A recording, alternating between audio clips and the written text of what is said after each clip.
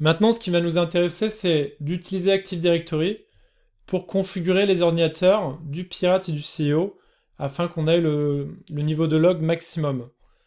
Donc il faut savoir que l'Active Directory permet de gérer l'authentification dans l'environnement Active Directory, mais tu peux aussi te servir de l'Active Directory pour configurer tes machines, et c'est vraiment ce qu'on va faire maintenant. Donc on va se connecter à Active Directory, et on va aller dans dans cette petite outil dans lequel on était tout à l'heure. Et le principe, c'est qu'en fait, on va créer une organizational unit ici. Donc, new organizational unit. Et on va dire que ce sont les ordinateurs du domaine forensique.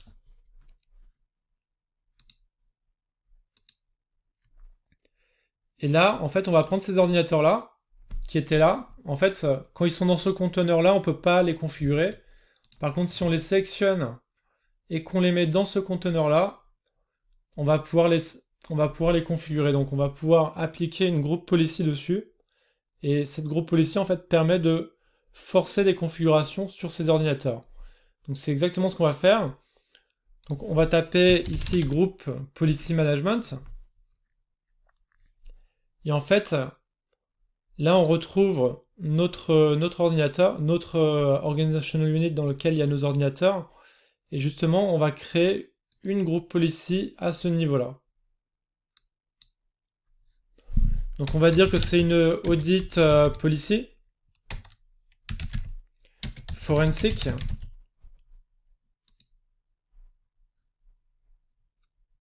Donc normalement, elle doit se retrouver ici. Et si on clique droit, on va pouvoir l'éditer.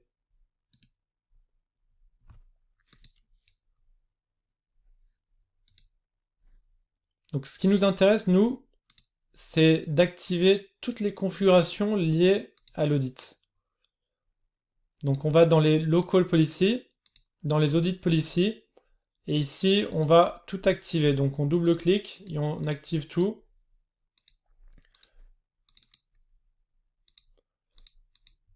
Donc si tu veux avoir un détail de ce que fait chaque configuration, tu peux lire. Mais généralement, c'est les logs dont on a besoin lorsqu'on fait de la réponse incident. Et généralement, c'est activé au sein des environnements qui prennent la sécurité au sérieux.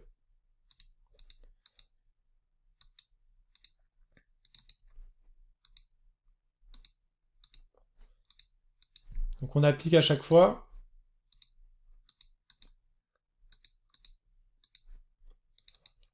Ça, c'est une configuration qui est très importante qui permet de loguer tous les processus qui sont exécutés au sein de l'environnement. Donc là, en fait, par exemple, si tu lances PowerShell grâce à cette audit process tracking, tu vas pouvoir loguer lorsqu'une personne lance PowerShell. Et ce qu'on va utiliser maintenant, c'est on va aller dans les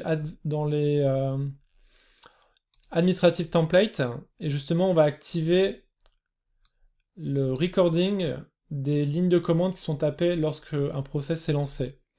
Donc pour ce faire, tu vas dans Système maintenant et ensuite tu as Audit Process Creation.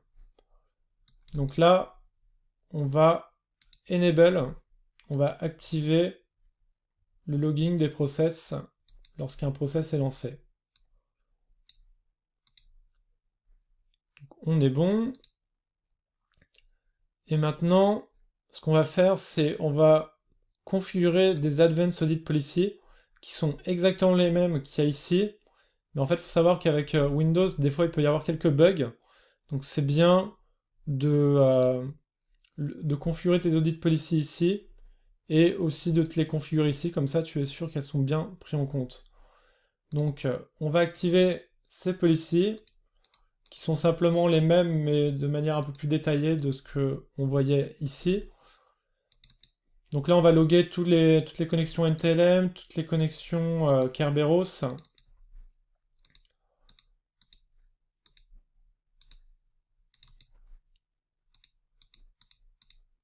Donc on y va.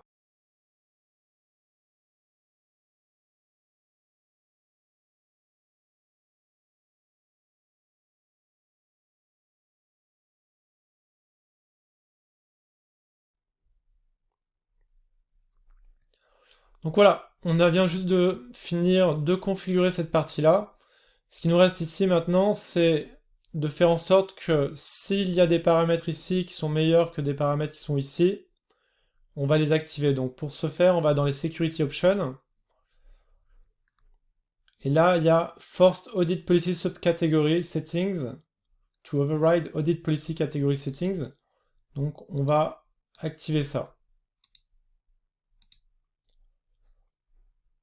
Donc finalement, nos paramètres d'audit sont les suivants.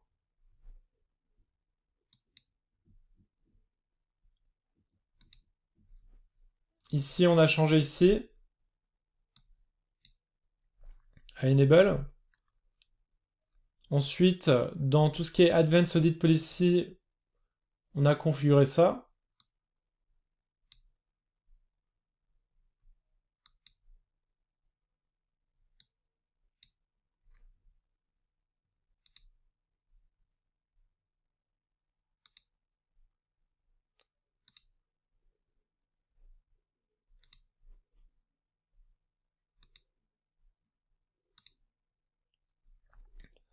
Et ensuite, on avait fait quelque chose au niveau des templates qui sont ici.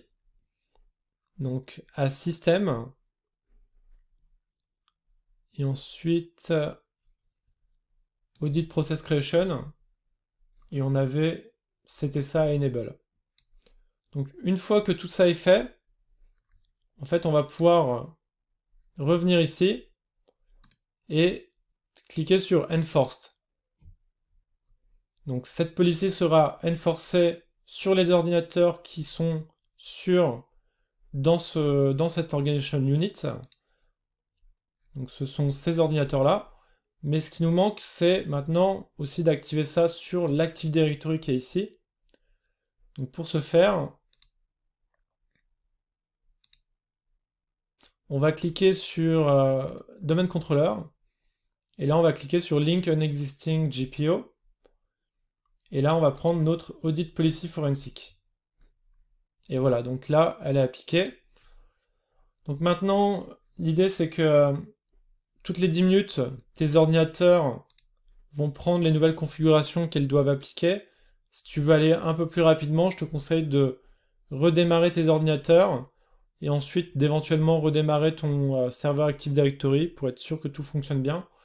Et à partir de ce moment-là, tu auras vraiment un grand panel de logs que tu vas pouvoir utiliser pour comprendre ce qui se passe dans ton environnement lorsque le pirate va justement attaquer l'environnement Active Directory pour se connecter sur l'ordinateur du CEO. Voilà pour cette vidéo, j'espère que ça t'a plu.